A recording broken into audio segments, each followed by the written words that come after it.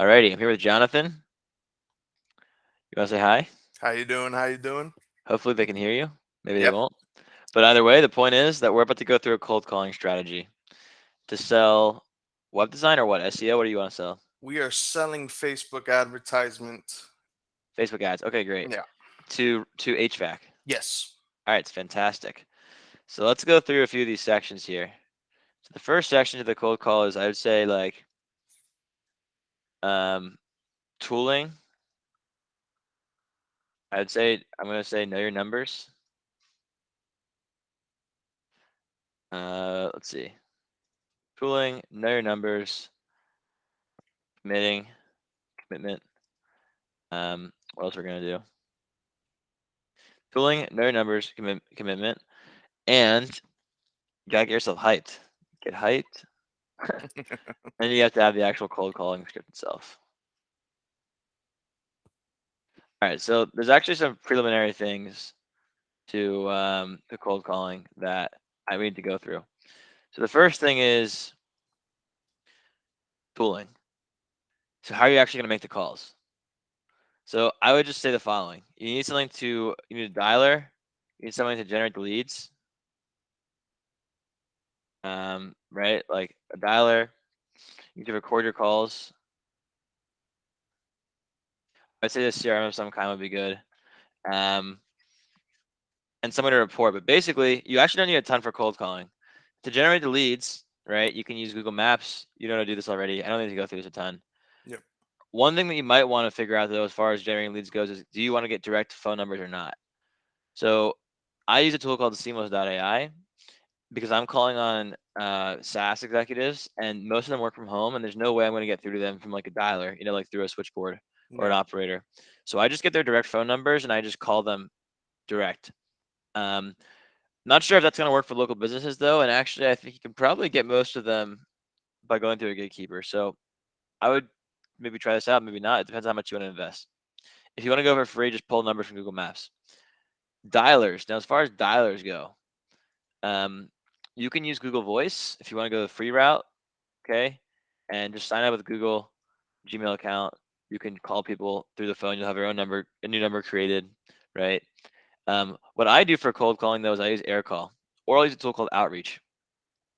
But what AirCall will do for me is I have it all synced to HubSpot, and this is where the more advanced tooling comes into play: recording, the CRM reporting. I can go into HubSpot and I can see a lead list that I've created, right? And I can click here. I've got the AirCall extension. So what I can do is I can just actually import these numbers into the AirCall power dialer. And I think I need to do it again. I don't think it worked this time. Oh, whoops. What it really comes down to is how efficient you want to be and how much you want to invest, right? So if I were to load this into the power dialer, now I've got a list of 87 people that are in this list here, and it's going to sync to the CRM, the phone numbers. And when I start the call, as soon as the call is over, the next call starts, Yep. and the call is automatically recorded. I can tag the outcome and I can add it to HubSpot. So the end result is probably 2 to 3 times more calls per day or per hour, so much more volume. You can also easily see reporting as to how many calls answered, how many did you book, Yep. etc. And that's important for reporting. Um, and I think I said recording as well already, which is important to listen to the call and actually Yep. figure out why you didn't convert at a certain stage.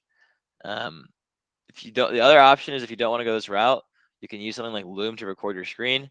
You can use Google Sheets to build a lead list, and you can copy and paste the phone numbers into Google Voice, and you can track the outcomes in a Google Sheet. That's the very manual, slow way to do it. I would prefer if you use AirCall. It's much faster, much easier. But if you can't, then I would use Sheets. That's how I started out. It's just like I probably could book 2 to 3 times more meetings per day with AirCall. So, you know. Anyway, any questions about the tooling so far? No. And Do you have any ideas to what you're going to use to start for the calls? yeah, I'm using I got Mighty Call. It's not as fast as Air Call. Mighty Call. Yeah. But it has that function where I could call, record, and basically import the contacts into a system. Okay, sweet. So It does that not have it does not have a power dialer? Yeah, I checked to see if it did, and it does not. Okay. So there might be a little time loss on that, jumping from call to call, but it Yeah, I does. mean, it's going to make your life a little bit harder, but I think I would just try it out the start, and then eventually, if you want to increase volume, you can pay for a dialer. Yeah, yeah, So that brings us to knowing your numbers. Okay. So let's talk about this. So how yeah. many meetings do you need? How many deals do you need a week? One, 1 to 2. 1 to 2. All Yes, right. So you got 1 to 2. The goal here is 1 to 2 deals a week. Great. How many proposals do you need to send out to actually close 1 to 2 deals? 5 to 8, I would say. Okay. And then, so that means you're going to close 20% Yeah, to, yeah, 20% conversion rate. Okay. As far as discovery calls, how many discovery calls do you need to get to 5 proposals? 10? How many of them will be qualified? per day or per week. Per week. What's your conversion rate from discovery to proposal? I would say it's anywhere between 30 to 50%. All right, so we'll go with let's just say 50% for Okay. now. Yeah.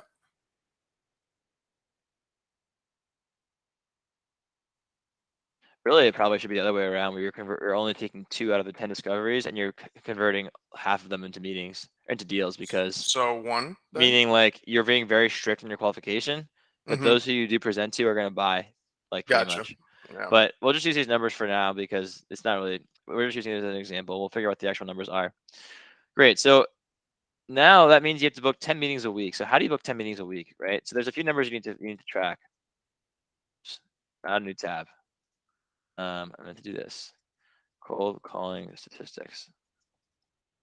There's a few things you need to track. There's your answer rate if you're calling gatekeepers. Your well, there's dials actually. Dials, answer rate, reach rate, and then you've got your meeting book rate. Yeah.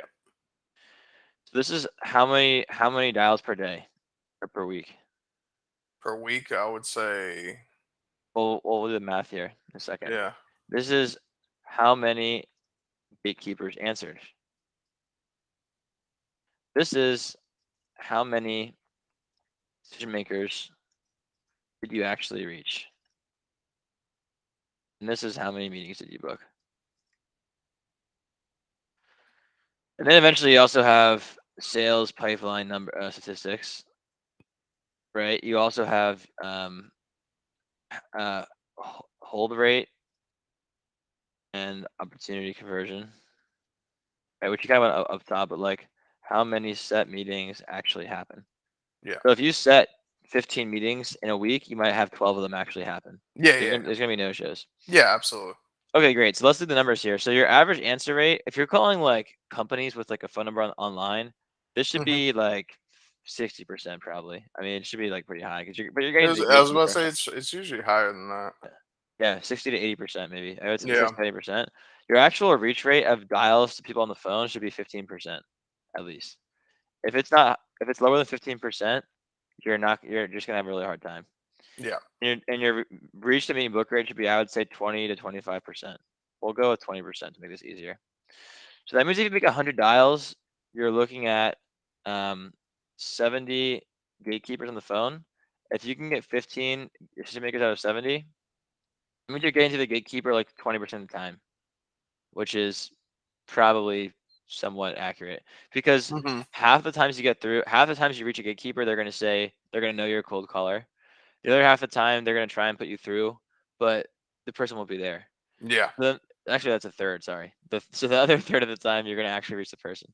Anyway, okay. And then once you get them on the phone, you have to convert 20%. So now if we have these numbers, we can work backwards. Okay. So if you need to get 10 meetings held, let's try and say you have an 75% show rate. So that means you need to actually set 13, let's say 15 meetings. So 3 meetings per day. 3 meetings per day. This is in an ideal world to close 1 deal a week with these numbers. Yeah. So 3 meetings per day. If you need to book 3 meetings per day, that means you need to talk to 15 decision makers. right? Yep. So that means 100 calls a day. Or, yeah, 100 calls a day. Right. 3 meetings per day. That would be 15 decision makers per day. That's 100 calls per day. So overall, your conversion is going to be, yeah, 15% reach rate, 20% reach to book rate, 3% dial to book rate. So if you're tracking your dials every single day and you do 100 dials a day, the numbers should shake out when you're doing a good job to 3 meetings a day with 100 dials a day. It's going to be very hard to make 100 dials a day Yep. with your caller. When I was doing the manual calling, I could make about 20 dials an hour. With air call, I can do probably 50 to 100 an hour. I know. I've seen it. So I've yeah, seen so I would, yeah, you've seen it. So I would recommend getting a power dialer because I mean, how many hours a day do you realistically have to call?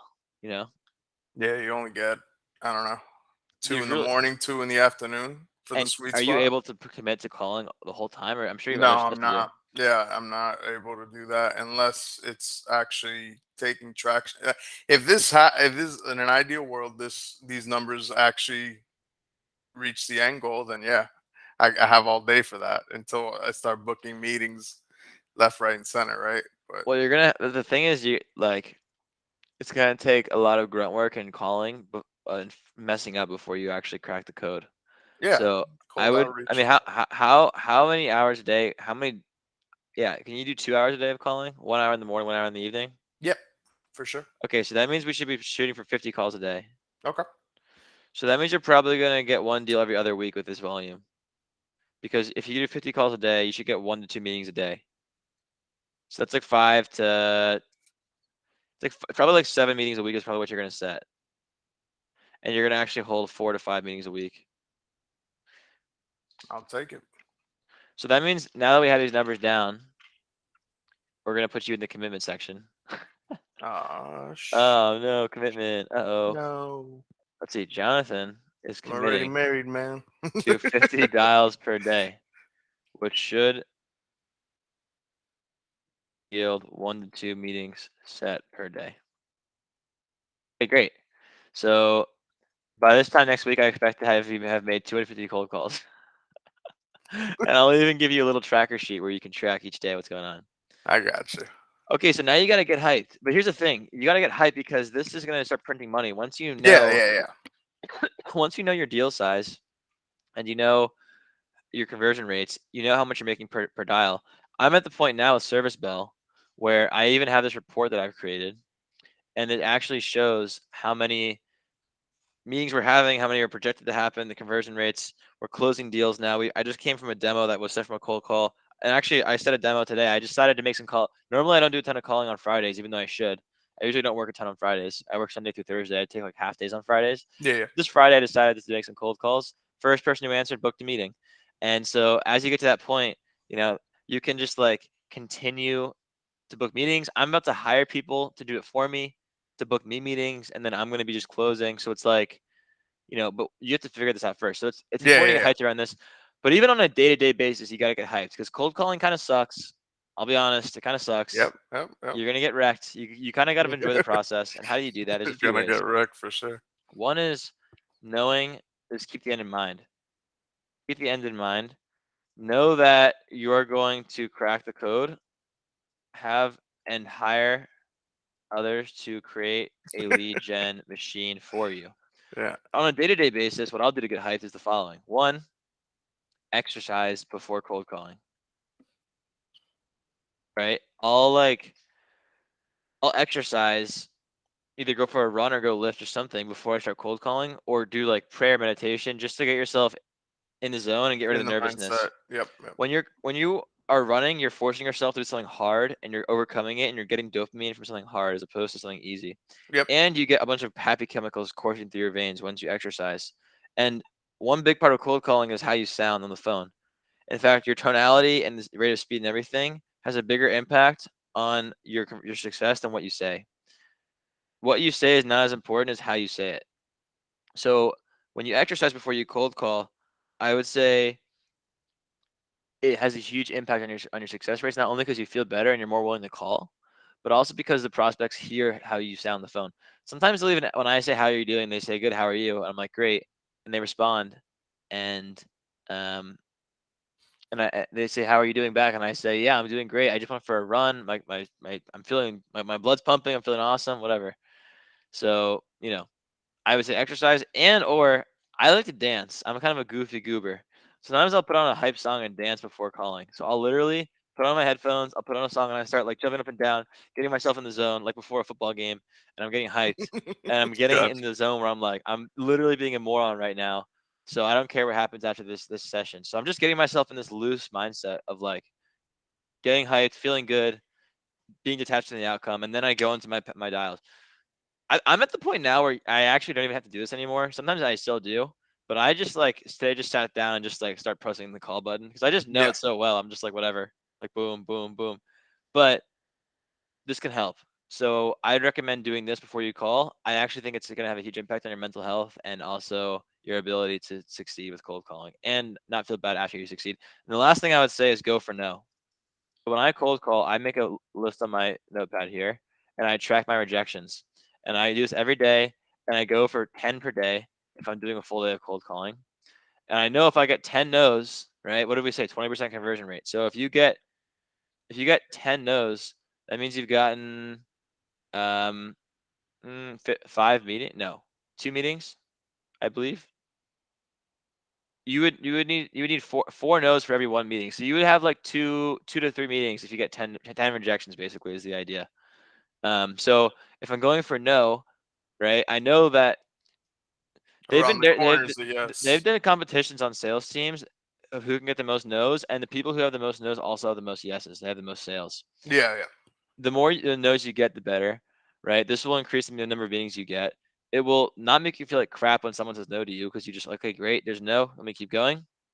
And then the last thing is when you do book a meeting, you won't slow down. You'll because the goal is not to book a meeting. The goal is to get more no's. So if you have 2 meetings today, you might want to throw in the towel. But if you only have 6 no's, you got to keep dialing. And now all of a sudden you have 3 meetings instead of two, Yeah, right? yeah. Whatever it is. These are my 3 tactics I would use to have good energy on a cold call. Gotcha. I like Okay, that. I so like now that, we're into man. the cold calling script. This is what the moment you've all been waiting for.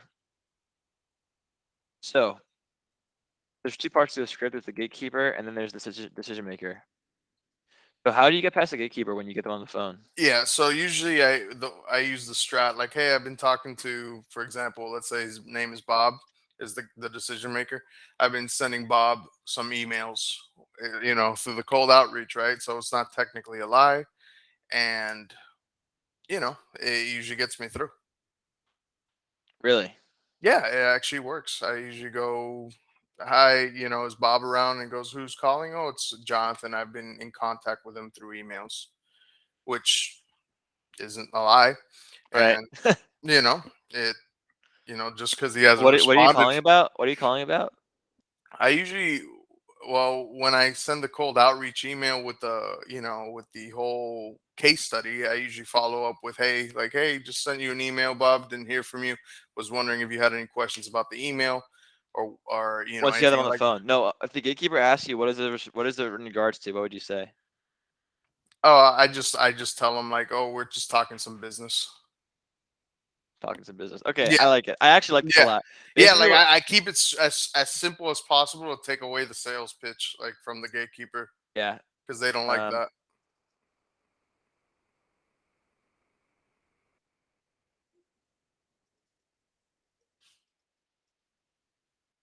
Right. Yeah.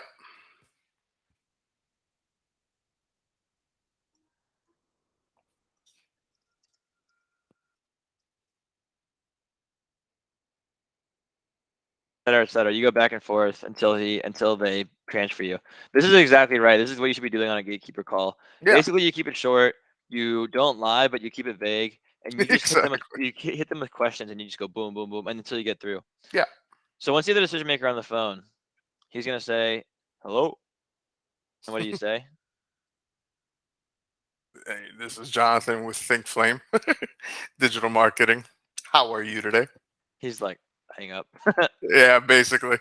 Nah, I usually say, "Hey, how you doing, Bob? It's Jonathan," and then you know, they usually go in regards to is this, what is this call about?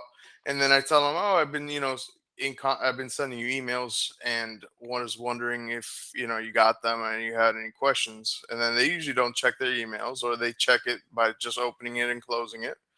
And then I just, hey, do you got a couple minutes to talk real quick? And once they go, sure, I got 2 minutes or I got a couple minutes. And then I give them the whole da da da da da. Okay, I think this is where you're messing up, and this is where you can really improve your conversions here. Yeah. Once you ask them once you ask them about the emails and they're tuning you out, your sales guy, no, hang up. They don't want to talk. It's not going to happen. I would just say the following. You just say, hey, Bob, it's Jonathan from ThinkFlame. How's it going? He'll be like, Ooh. good. From where? Yeah, he'll And be or who, yeah. and yeah, and you'll be like, ThinkFlame. Yep. Um, That's what, yeah. just uh, the reason for the call is to ask you a quick question about company, right? So what you want to do is this is the opening part of the call. Um, so for the opener, you just say this, right? And then you go into your reason for the call. I don't know why I'm heading this with bullets, but whatever. Reason for the call. So when you cold call someone, they're all thinking, who is this person? Why are they calling me? And why do I care? Yes. So you tell them who you are off the bat, and then you want to work in the framework of the reason for the call is.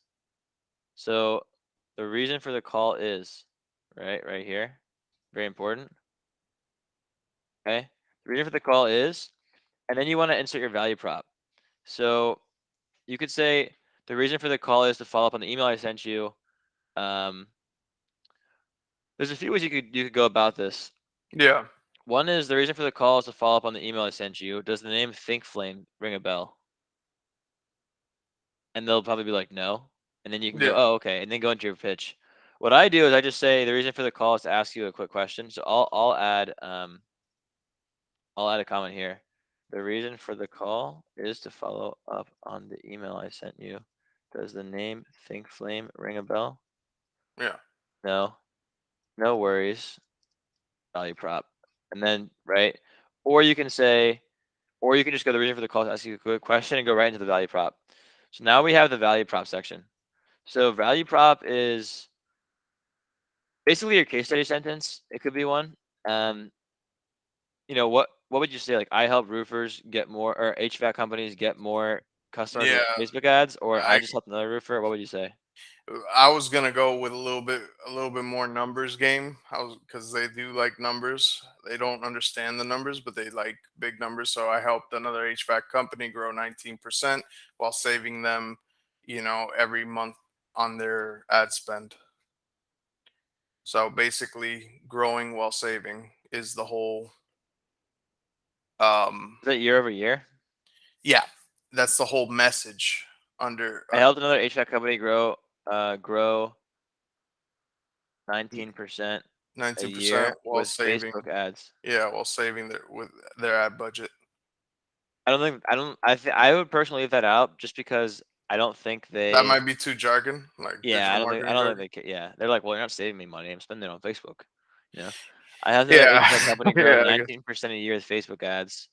Yeah, Right, that's one value prop. Another one could be, I help HVAC companies get a steady stream of new customers or new jobs. What do they call it? yeah, Jobs. yeah. New Clients jobs with Facebook ads. or installs.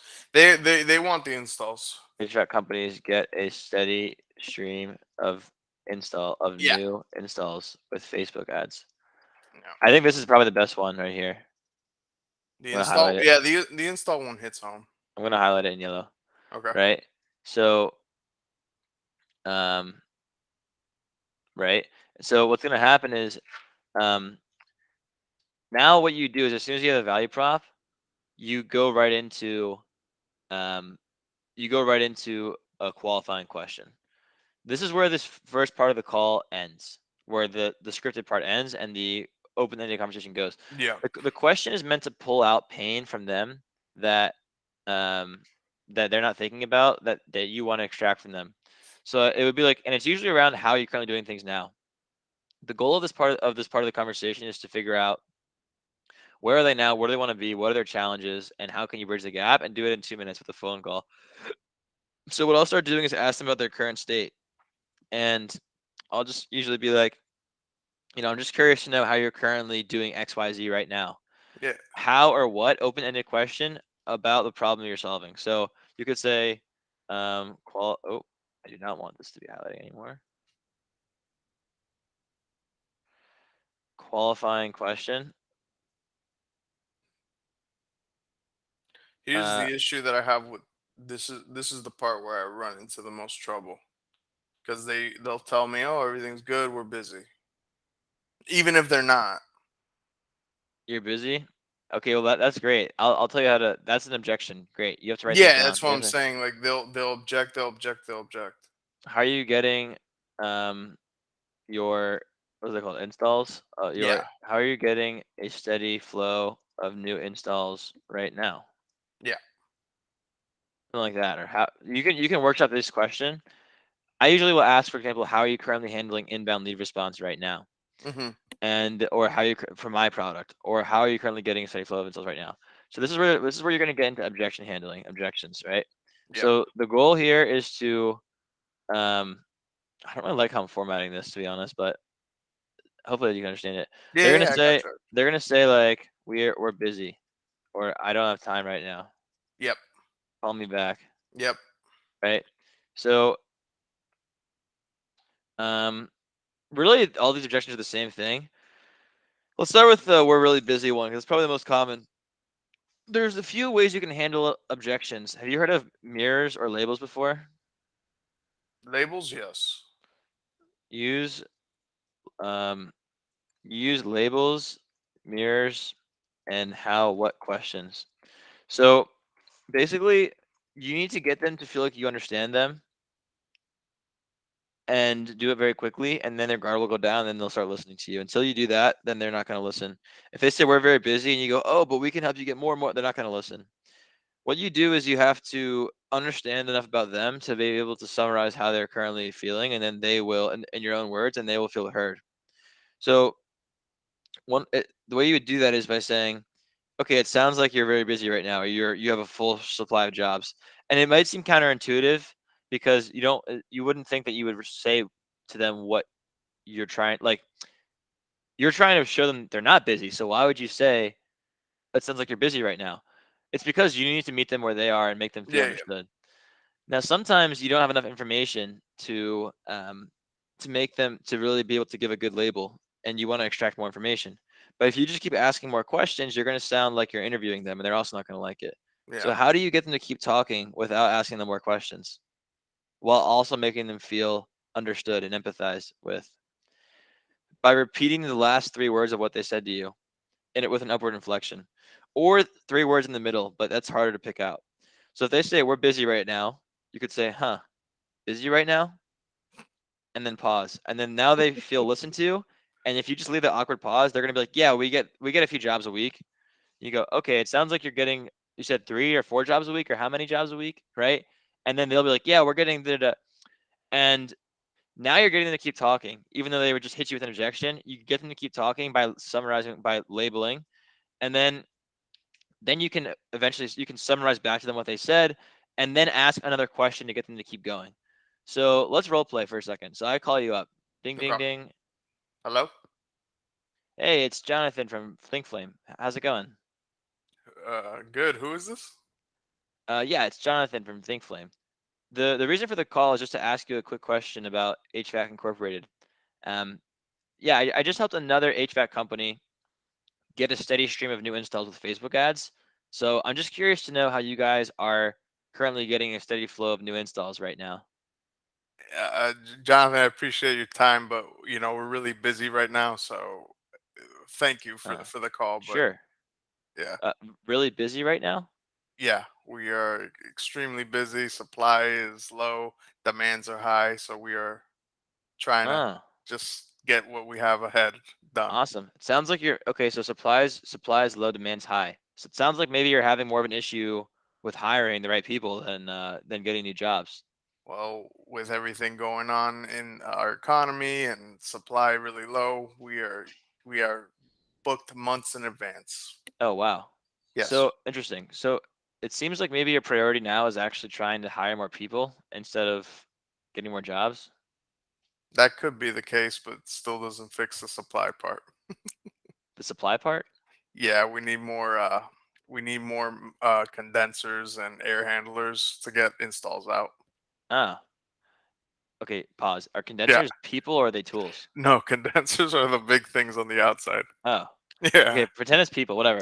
Okay. Okay. You need more employees. Okay, great. Well, you see what I just did there? You said No, yeah, you no, and changed it, I which was changed it. nice. Yeah. I just went with your momentum. So Yeah, yeah, it that's was what you good. do. And basically, if you're really not qualified, I would just say, okay, great, and hang up the phone. But if you are, Realistically, that wasn't a like that was already a DQ right there because even if you did sell something, I don't think they would even show up to the meeting. Right? why? Because he was resistant the entire time. Yeah, It but wasn't. Yeah. I've had meetings where I had to fight for them for 5 minutes, and I finally got them, and they still happen. If you do it properly, you can get them at the end. I mean, obviously, you don't. That's not ideal, but Yeah. you should still try. That's Okay. another principle: is never get off the phone without making the ask. You always got to make the ask Okay. And the if you ask is to book a meeting. gotcha. Got it. Right? So you need to basically, what I did there is labeled, I mirrored you to get you to keep talking. Yep. Then I labeled what you were feeling to make you to kind of make you feel understood, Yeah. and then I asked you a how question, even though basically what I was about to do there is, but I was about to go down the rabbit hole of your problem, which you told me your problem. So instead of trying to convince you that you have my problem, I was just going down the rabbit hole of your problem, Yeah. and I could have booked a meeting to sell you whatever you need. Right? So the whole goal of the cold call is not to like get into a sparring match. What's gonna happen is they're gonna punch. You gotta slip the punch and punch back. But if you try and just block the punch like with your hands, you're gonna get clobbered. What you do is you have them punch at you by asking them a qualifying question. They punch, and then you duck out of the way and you grab their arm and you throw it behind you with their own momentum into the meeting. That's So how you do it. you judo flip the You meeting. judo flip the meeting onto them with their own Gotcha. words. Yeah. No. Um, And you know what? To be honest, like that type of engagement, it opens a little bit more of a world for me since I used to be an installer, so I could kind of talk to him about it, and I could share. Would you recommend sharing experiences with them? yeah, at certain times, like Okay. if you get to a certain point in the conversation where you pick up on a key insight, you can definitely share an insight with them and ask them about the insight. Like, interesting. It sounds like you're dealing with this. Yeah. When I was an HVAC installer, I had this issue, and Yeah. this is how Yeah. I know. Exactly. Does that resonate with you? Something like that, and they'll Yeah. go right. It's kind of dangerous because sometimes you can miss the mark, but if you're on par, then they'll really resonate. And once they hook in, once they latch in, basically this part of the call, the objection handling, is to handle their objection when they're going to give you an objection, and then while you're handling their objection, lead them to the problem that they know that you need to basically get them to realize that they have this problem. Yeah. And at that point in the conversation, when once they feel like once you feel like you can smell blood in the water, they're asking you questions, they're interested. Once you get any kind of interest or you hear some problem, you need to close, and that means asking for the meeting. Yeah. And you always ask for the meeting. Always make the ask. If you don't make the ask, you're not doing the call properly. You have to make the ask, even if you think you're going to get rejected hard. You still got to make the ask. And what you have to do is you need to sell the meeting. So it's like, okay, it sounds like you're struggling with XYZ.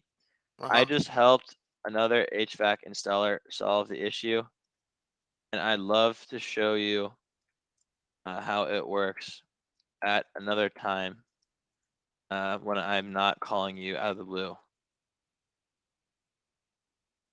Are you around next, like tomorrow or next week to take a Yeah. look? Right? And then go through, okay, great.